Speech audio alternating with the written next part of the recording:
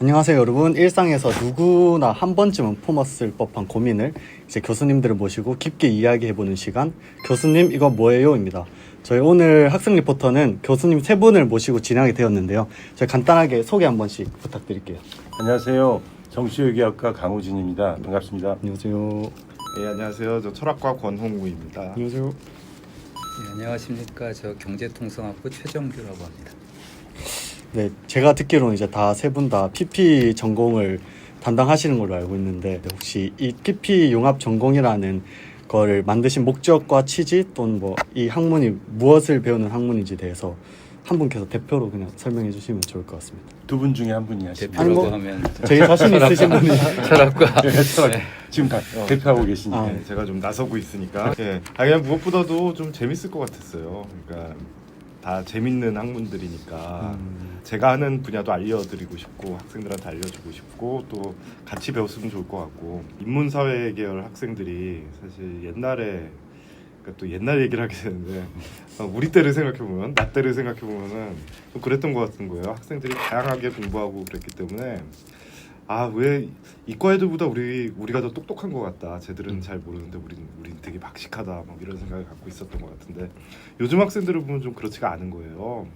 물론 여러 가지 사회적인 이유가 있겠지만은 조금 항상 공대생들이 더 멋있어 보이고 좀 자부심을 못 느끼는 것 같은 거예요. 인문사회 계열 학생들이 좀 다양하게 공부를 하면은 좀 그런 이점을 충분히 누릴 수 있을 것 같은데 오히려 너무 전문적으로만 공부를 하다 보니까 그런 인문사회 계열의 학생들이 누릴 수 있는 장점을 못 누리는 것 같다. 저는 개인적으로 좀 그런 생각을 많이 했어요.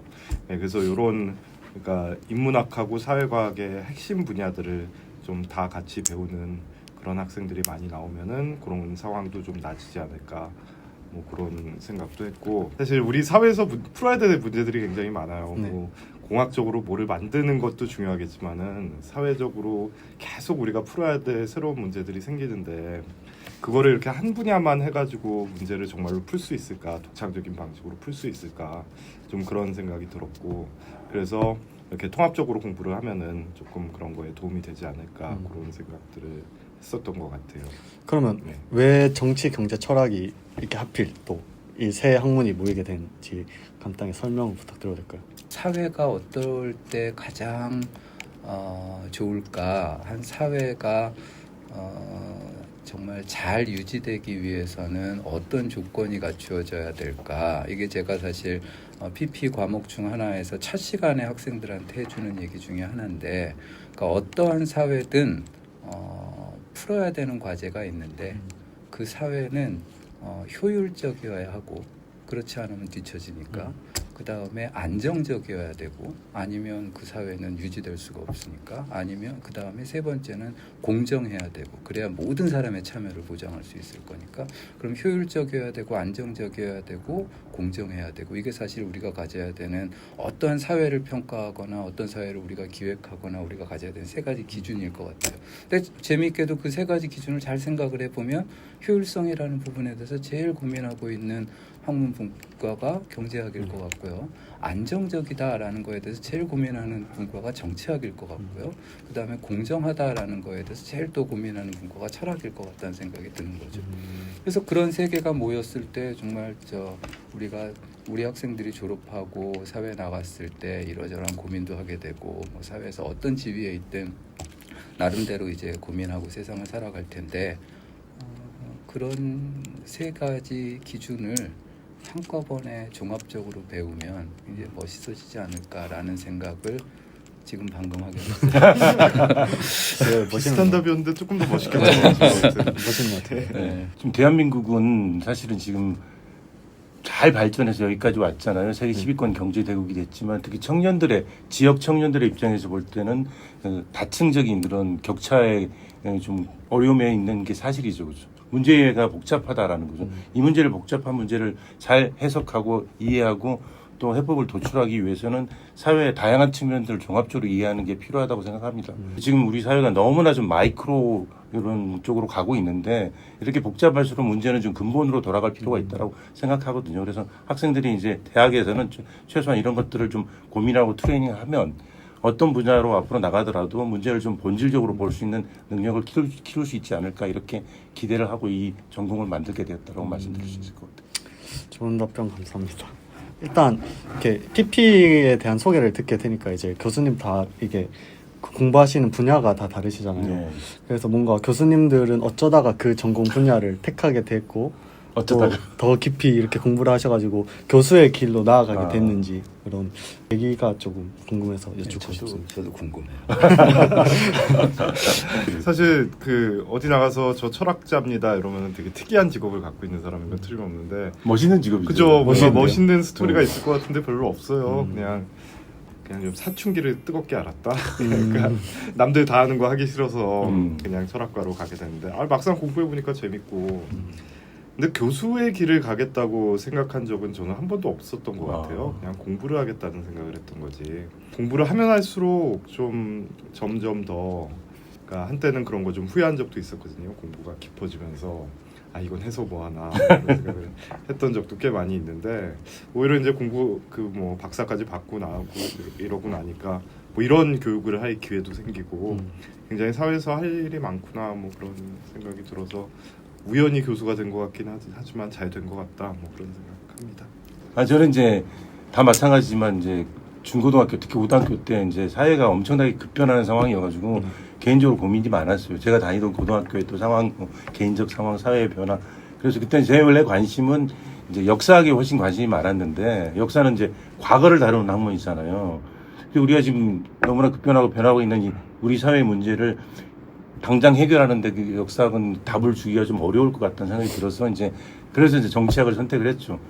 근데 이제 민주주의 위기 시대에 내가 선택한 전공이 이렇게 힘들구나 이런 걸 좀 뼈아프게 느끼고 있죠. 저는 많은 어려움을 겪어서 사실 미국 유학 가서 뭐 이 학교에 일하게 됐습니다. 근데 개인적으로는 너무나 이게 큰 행운이라고 생각해요. 왜냐하면 학생들하고 같이 우리 한국 사회 문제에서 같이 고민할 수 있다라는 큰 행운이라고 생각합니다. 그래서 저는 제 개인적으로는 잘 선택했다고 생각하는데 과연 내가 기대했던 것만큼 원하는 만큼 이 좋은 선생으로서 역할을 하고 있느냐는 좀 항상 고민이 되죠. 저는 대학 때 누구보다도 치열하게 대학을 살았었던 것 같아요. 지금 돌아보면 그만큼 공부를 열심히 했다라는 얘기가 아니라 그러니까 뭐 제가 이제 80년대 중반에 학교를 다녔는데 그 정치적으로나 사회적으로나 경제적으로나 우리나라가 이제 큰 이제 격변기를 앓고 있을 때 굉장히 좀 치열하게 고민할 것도 많고 사람이 그냥 가만히 살지 않게 만들어줬던 것 같아요. 주변에서 이렇게 많은 고민을 하게 만들어주고 대학 졸업할 때 되면 질문만 이제 한가득 가지고 대학을 졸업을 했던 것 같아요. 그래서 이제 그 질문을 하나하나 풀었으면 좋겠다라는 생각이 처음엔 들었고 이제 그래서 공부를 해야겠다라고 생각을 했고 운 좋게 이제 좋은 선생님들 몇 분을 만나서 그들에게 이제 많은 걸 배울 수 있었고 어떻게 운이 좋은 몇 개의 계기가 겹쳐서 이 자리에 있게 되지 않았나 이런 생각을 합니다. 제가 개인적으로 사실 PP 교수님들에 대해서 좀 들은 게 있는데 왜냐하면 좀 강의로 좀 유명하신 교수님들이 뭐 최종규 교수님 게임이로는 수강을 하기가 힘들 정도로 거의 뭐 팬덤을 이루고 봐도 두 분이 다 팬덤입니다. 봐도 음할 정도로 신청해 본 적 있어요? 저는 소문만 그러니까 별로 죄송합니다. 팬덤 아니야. 제가 전공이 그쪽은 아니긴 한데 근데 아예 전공이 다른데도 네. 저가 들었을 정도면 네.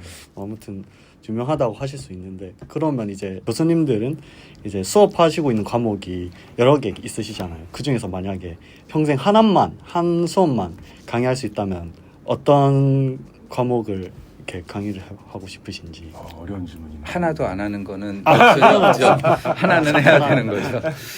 하나만. 하나만 해야 되는. 이번엔 가장 큰 팬덤을 보유하신 네. 선생님. 야, 이건 뭐 거꾸로 아니 저는 지금 답을 줬잖아. 지금 게임으로 게임이론 뒤에 말했어야 됐는데. 네, 답을 줘버렸기 먼저 때문에 말해버렸죠. 저는 게임 이론을 선택해야 될 것 같습니다.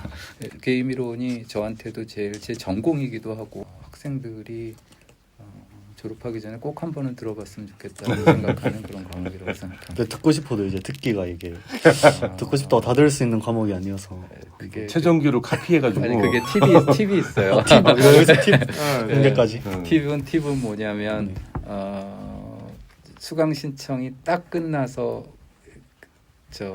막히는 그 순간에 저한테 이메일을 보내는 거예요. 아. 그래서 이메일 순으로 해서 가장 빠른 순으로 해서 증언을 받아주시는 증언을 거예요. 받아주시는.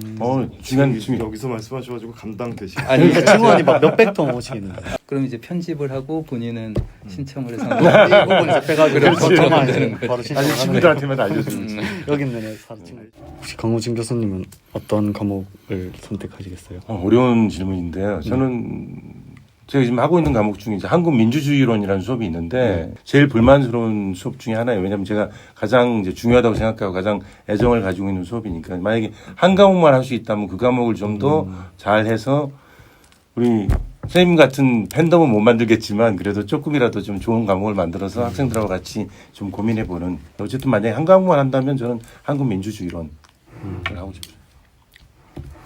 글쎄요, 저 같은 경우에는 제가 가르치는 수업이 좀 많아요. 전공만 해도 한 6개 정도 되는 것 같은데. 그러니까 권홍 선생님은 2개를 선택해도 되게 맞아요. 해주시면서 두 개로 그러니까. 2개를 허락해 주는 네, 그러니까 사실 학생들한테 제일 인기가 많은 수업은 2개 정도 되는 것 같은데 논리학이라는 수업이랑 철학의 근본 문제라는 수업이 있는 거예요. 그 논리학이 정말 재미없어 보이는 수업인데 학생들이 되게 좋아해요. 어떻게 보면 우리 사고의 본질을 좀 파고 들어가는 좀 그런 성격이 있는 수업이라서 그래서 수업을 하는 거는 재미가 별로 없는지 모르겠는데 학생들이 그 깨우침을 얻는 게 저는 그게 너무 보기가 좋더라고요. 그래서 그 수업은 좀 포기하기 힘든 수업인 것 같고 철학의 근본 문제라는 수업은 1학년 철학 전공 수업인데 그것도 탁과생들이 참 많이 듣거든요. 그러니까 철학과 애들이 한 20명 들으면 탁과생들이 한 80명 되는 예, 그런 수업인데 그거를 들으면서 탁과생들이 철학에 대해서 이렇게 맛을 보고서 그러니까 뭐 그런 얘기도 한번 해준 적이 있어요. 학생들이 뭐 인생이 달라진다 뭐 이런 식의 얘기. 그러니까 뭔가 그런 깨우침을 줬다는 게 참 보람 있더라고요. 그래서 좀 그런 수업은 좀 포기하기 힘든 수업인 것 같아요. 학생들의 죄송합니다. 평가에 의하면 가통우. 저도 들어봤습니다. 들어봤어요? 네. 옛날 얘기. 저도 들어봤습니다. 가정교육 교수님. 아니 뭐 그건 이미 그건 이제 입증된 거고. 네. 첫 번째 질문은 이제 뭔가 저는 제가 느끼기에는 이제 뭐 전 열심히 하는데 누구는 얘는 진짜 타고난 것 같다. 뭔가 이 출발선이 조금은 다른 거 아닐까? 뭐 이런 거에서 시작된 궁금증인데 어떻게 보면 지금 사회에 불평등이 존재하고 있다고 보시는지 아니면 뭐 어떤 형태로 존재하는 건지에 대해서 그냥 간단하게 한번 물어보고 싶었습니다. 근데 제가 철학을 하는 입장에서 보면은 평등이라는 이슈는 정말 우리는 날 때부터 불평등하게 태어났고 예, 모든 게 불평등해요. 예, 그러니까 뭐냐면은 사람마다 지금 말씀하신 대로 머리 좋은 것도 다르고 심지어 어디서 태어났느냐 어떤 부모한테 태어났냐 난 전쟁터에서 안 태어나고 여기서 태어난 것도 사실 굉장히 불평등한 거죠. 그러니까 출발선이 엄청나게 다른데 뭐 이것도 흔히 하는 얘기긴 하지만 그래서 그런 주어진 거 말고 노력을 가지고 사람을 평가해야 되는 거 아니냐 가끔 그런 얘기 하지만 뭐 노력하는 것도 사실은 되게 많이 이렇게 타고난 그런 자질이라고 하잖아요. 그래서 그런 걸 생각하면 정말 뿌리 깊게 불평등이라는 게 자리 잡고 있는데 이제 그럼에도 불구하고 이제 그런 생각이 드는 거죠. 우리가 타고난 그런 불평등을 어떻게 하면 교정할 수 있을까라는 거는 끊임없이 고민을 할 수밖에 없는 그런 이슈인 것 같아요. 그러니까 그래서 구체적으로 어떻게 얼마나 교정을 해야 될지 모르겠지만은 그러니까 우리가 가진 모든 것들이 그러니까 내가 받을 만해서 받은 건 아니고 우연히 얻게 된 거라는 걸 좀 깨달으면은 그거를 교정할 수 있는 여지가 좀 많아지는 거 아닐까 그런 생각을 합니다. 사실 좀 평등이라는 문제도 뭐 이게 뭐 우리 사회가 불평등하냐 그렇지 않느냐라는 거에 대해서 뭐 우리 사회가 평등한 사회입니다. 뭐 불평등한 사회입니다. 언제나 우리는 비교 대상이 좀 있어야 되는 거죠. 과거에 비해서 더 나아졌나 아니면 다른 나라에 비해서 우리가 더 평등한가 뭐 이런 건데 사실 그런 평등하냐 아니냐 아니면 우리가 얼마나 불평등하냐라는 건 되게 학자들이 다뤄야 되는 주제일 수도 있는 것 같은데 사실 저는 요새 학생들하고 이러저러한 얘기를 하다 보면 학생들은 그런 걸 고민하고 있는 것 같아요. 평등하다라는 게 과연 공정한가 이거를 고민하고 있는 것 같아요. 그러니까 모든 사람들이 다 평등한 몫을 갖는다, 혹은 지금 뭐 능력이 서로 이렇게 다른 상황에서 어느 정도까지 능력의 격차를 줄여주는 것이 공정한가, 이런 이슈가 오히려 더 많이 다뤄지는 것 같아요. 그래서 어떻게 보면 평등한 게 공정한 거고, 그런 생각을 과거에는 사람들이 많이 했던 것 같은데, 우리가 가지고 있는 어떤 것을 기준으로 해서 우리가 평등을 생각하고 불평등을 정당화한다 그럴 때, 우리가 가지고 있는 것 중에서 얼마만큼이나 진짜 내 거지? 내가 그러니까 수업 시간에 굉장히 노력을 해서 학점을 좋은 점수를 받을 수 있으면 그건 되게 공정한 거라고 생각하는데, 그럼에도 불구하고 그 학과에서 교수님이 어떤 수업을 진행하는데 여러 가지 기여를 했던 바보 같은 질문들 뿐만이 아니라 이러저러한 여러 가지 수업의 참여 같은 게 한꺼번에 만들어져서 그 수업을 만들면 사실상 내가 받은 학점이 100% 내가 나 혼자 해서 얻은 건가? 이런 질문을 우리가 그러니까 하물며 진짜 내가 열심히 해서 얻은 점수마저도 우리가 함께 일구어낸 것이 있다면, 그렇지 않은 사회에서의 몫이라는 것, 그래서 그 중에서 얼마만큼이나 진정하게 이게 나만의 컨트리뷰션으로 만들어낸 부분이 이만큼이다, 이렇게 우리가 자신할 수 있는 게 없단 말이죠. 그러니까 그런 몫을 어떻게 찾아내야 될까, 그런 점에서 우리가 얼마만큼이나 합의를 할 수 있을까, 이런 것도 되게 중요한 이슈 중에 하나일 것 같아요. 그 유명한 책을 쓴 이제 그 한 연구자가 이제 그분이 사실 만든 말은 아니지만 유명하게 만든 말 중에, 한국 사람들은 불평등은 용인하는데 불공정은 용인하지 않는다, 이런 이제 얘기를 해가지고 그게 좀 화제가 된 적이 있었거든요. 근데 그건 이제 한동안 그랬었죠. 왜냐면 한국의 불평등이 그다지 심하지 않았으니까. 대표적으로 미국이 이제 그런 나라 아니겠어요. 미국과 유럽에서 미국 사람들은 다소의 불평등을 기회라는 이제 다른 재화로 용인했던 거죠. 왜냐하면 유럽 사람들은 이제 결과적 평등에 훨씬 더 집중했던 거고, 미국 사람들 사실 조사를 해보면 아직까지도 그래도 나보다는 미래 세대가 더 나은 삶을 살 것이다라는 기대가 아직도 있는 게 사실이거든요. 그런데 문제는 이제 이 한국 사회가 그래도 상대적으로 덜 불평등한 사회였지만, 이 민주화 이후 지난 30년 동안에 훨씬 더 불평등한 사회로 바뀌었고, 시민들의 요구가 이 불평등을 좀 다른 형태로 해소해달라라는 요구가 폭발적으로 늘고 있다는 게 모든 지표에서 다 늘고 있다는 거죠. 근데 문제는 이 요구가 정책으로 반영되지 않는 게 가장 큰 문제입니다. 그래서 민주주의에 대한 회의도 많이 늘어나는 거고, 비판도 많이 늘어나는 거고, 심지어는 이제 대안적인 헌정 체제에 대한 지지로까지 이어지는 건 그게 문제인 것 같아요. 그래서 사실 미국도 우리가 잘 알다시피 그런 인위적인 그 자연적인 아리스토클래스 귀족정이 아니라 자신들의 노력에 따라서는 불가피하게 만들어질 수밖에 없는 그런 인공적인 귀족정이 우리가 원하는 것이다라고 파운딩 파더 미국의 건국의 아버지들이 바랬던 거죠, 사실. 근데 문제는 내 노력으로 그게 만들어지지 않는다면, 그게 진짜 실제로 우리가 보는 것처럼 스카이 캐슬이나 최근에 우리가 알고 있듯이 뭐 공정하다는 착각, 마이클 샌델이 얘기했던 거, 미국도 마찬가지고 한국도 마찬가지고, 만약에 그런 상황이라면, 그게 진짜 현실을 잘 반영하는 거라면 과연 민주주의가 베스트한 체제냐, 다른 헌정 체제가 과연 민주주의를 대체해야 되느냐 마냐라는 심각한 논쟁으로 갈 수가 있는 거죠. 그래서 불평등이 그래서 이제 중요한 문제인 것 같아요. 그래서 PPE는 이렇게 말씀하신 것처럼 이렇게 다양한 시각에서 이 불평등 문제를 볼 수 있다는 점에서 장점이 있다. 이렇게 좀 세일즈를 하고 싶네요. 자, 들어보니까 다 이제 말씀하시는 이게 분야가 다르시다 보니까 네. 혹시 이게 다방면으로 들을 수 있어서 그렇죠. 한번 PP 수업을 제가 직접 들어보고 싶은 마음이 혹시 생깁니다. 꼭 들으시기 바랍니다. 그러면은 이 불평등이 존재한다는 건 어느 정도 다 이제 납득을 하는 것 같은데, 그럼 이거를 피할 수 없는 존재인 건지 아니면 저희가 해소해야 할 부조리한 대상인 건지, 이거를 이제 어떻게 생각하시는 건지. 뭐 피할 수 없어도 그러니까 오히려 더 노력을 해야 되는 걸 수도 있는 거잖아. 놔두면, 그러니까 자연스럽게 평등으로 갈 거면 우리는 어떠한 조치를 하지 않아도 되겠지만, 사실 우리가 만들어내는 불평등이라는 것 자체가 정말 자연스럽게 흘러가는 과정에서 자연스럽게 나타나는 것도 문제지만, 그래서 우리가 또 인위적으로 만들어내는 불평등도 되게 많단 말이에요. 많은 경제학자들은 불평등 그 자체가 문제라고 생각하는 사람들도 있지만 또 불평등이 낳는 여러 가지 효과, 예를 들어서 거의 많은 사람들이 비슷한 소득과 어느 정도 불평등하지만 우리가 견뎌낼 수 있는 어떤 불평등 정도를 가지고 있는 사회에서 그 사회 구성원들이 우리가 함께 이루어 나가는 사회의 협력에 참여할 가능성을 생각해보고 어떤 사람이 굉장히 많이 가져가고 그렇지 않은 사람들이 조금 있을 때 그런 불평등이 심한 사회에서 이것이 하나의 사회로서 움직인다라고 생각을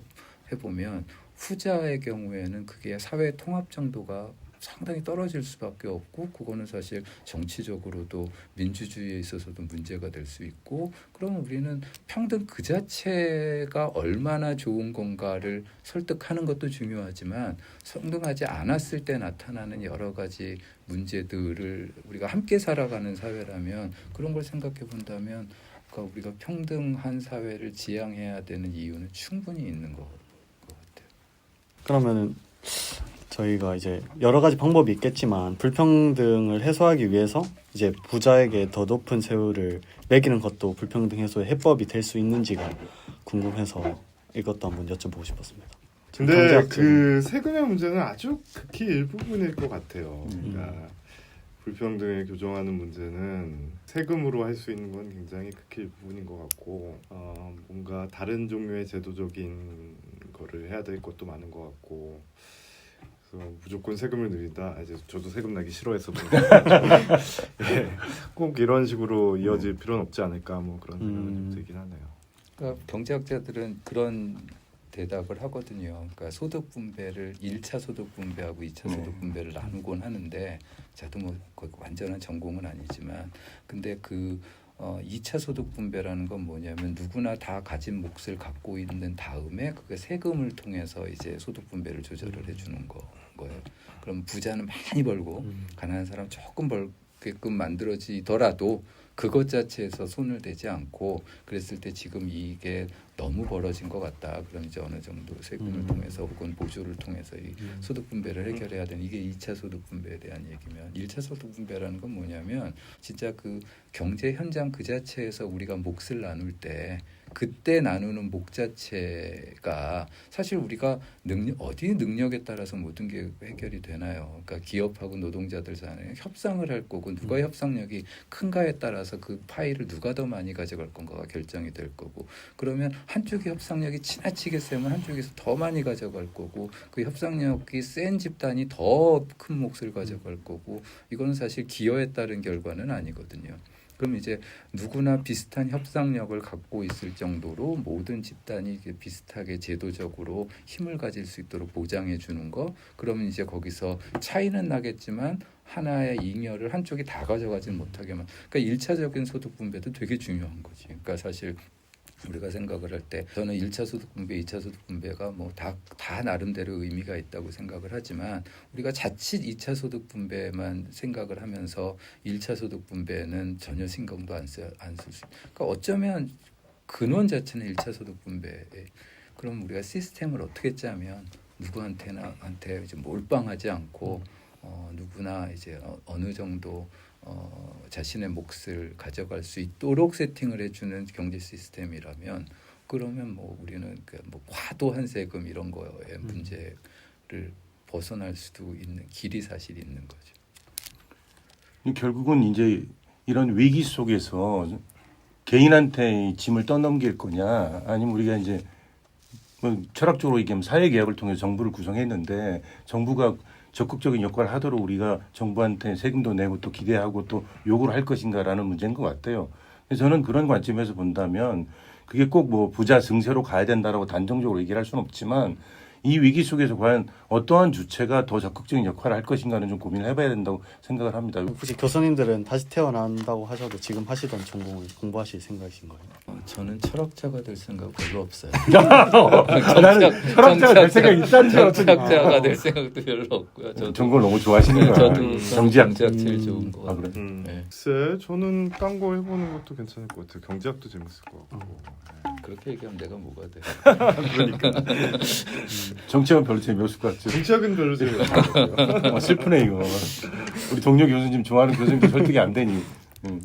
근데 그런 좀 생각을 할 때가 있죠. 그러니까 뭐 철학에 대해서 나름대로 되게 중요한 거 한다는 확신이 있긴 한데 그럼에도 불구하고 조금 더 세상에 직접적으로 영향을 그쵸. 주는 공부를 했어도 좋았을 것 같다. 좀 그런 아쉬움은 좀 가끔 있을 때가 있어요. 그래서 저도 오락가락해요. 나 되게 중요한 거 하고 있는 것 같다라고 생각하다가 내가 왜 이걸 하고 있지라는 생각하다가 좀 오락가락하는 것 같아요. 저는 제 전공을 좋아합니다. 좋아하는데 이제 정말 능력이 있다면 철학 같은 거 공부해 보고 싶죠. 그리고 이제 제 원래 관심은 역사였기 때문에 역사를 좀 해보고 싶은 생각도 있고 역사는 또 너무 무궁무진하잖아요. 네. 근데 이제 발딛고 있는 현실의 이슈가 너무 막 커서 그 문제를 다루다 보니까 정치학을 했던 거고 그 정치학 선택에는 이제 큰 후회는 없는데 이제 정치학자가 되고 보니까 정치학자가 할 수 있는 게 별로 없다는 게 좀 슬플 뿐이죠, 그렇죠? 혹시 그러면 지금 이 영상을 보고 있는 학생들한테 네. 혹시 PP의 뭔가 매력 포인트나 이렇게 마지막으로 한번 얘기하실 거 있으시면 말씀해 주시면 좋을 것 같아요. 이거 사실 굉장히 애써서 만든 융합 전공이거든요. 그냥 한번 해보자 이게 아니라 진짜 신경 많이 쓰였어요. 첫 출발은 되게 사소했을 수도 있는 것 같아요. 뭐 가령 우리 나중에 강의 하나 해서 같이 한번 강의해 보면 이 부분은 이렇게 강의하고 이 부분은 선생님이 이렇게 강의하고 이렇게 하나 강의 한번 만들면 어떨까? 뭐 지나가면서 이런 얘기는 하다가 사실 그러니까 경북대에서 융합 전공에 대해서 이제 한동안 좀 지원이 있을 때 그러면 우리 그동안에 얘기했던 PP라는 거는 한번 만들어 볼까라는 거로 이제 합의를 그러니까 얘기를 하고는 만들기 위해서 굉장히 다른 융합 전공들도 많은 노력을 했겠지만 저는 굉장히 그 과정이 되게 멋있었다는 생각을 좀 해요. 그래서 그 결과 우리 융합 전공 되게 결과가 좋고 학생들이 되게 관심 많은 융합 전공 중에 하나인데 그게 멋있는 주제 3개 모아냈던 것도 되게 있는데 그렇게 많이 좀 준비를 한 결과도 있지 않을까 그게 예.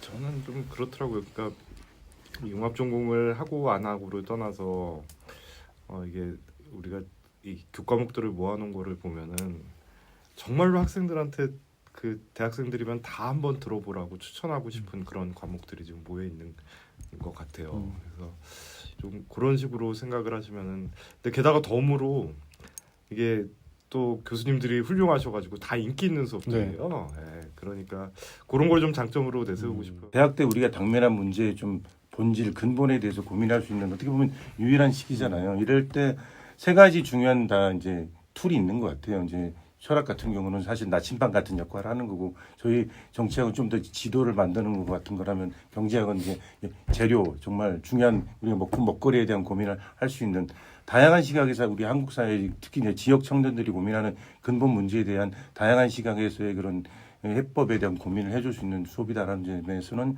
가장 큰 매력이 있지 않을까. 그리고 이제 갓홍우, 갓정규 같은 이제 교수님들이 계시다는 거. 네, 교수님들 감사합니다. 이제 교수님들 이 많은 말씀을 통해서 이제 이걸 보는 사람들도 이제 자기만의 불평등에 대한 어느 정도의 소신이 생겼을 것 같고 또 평소에 PP에 대해 모르는 게 많거나 관심이 있었던 사람도 많이 PP에 대해서 알아가게 되는 것 같아가지고 오늘 나와 주셔서 너무 감사드립니다. 이 이상으로 이제 저희 교수님 이거 뭐예요? 라는 토론 여기까지 하는 걸로 하겠습니다. 감사합니다. 네, 감사합니다. 수고하셨습니다.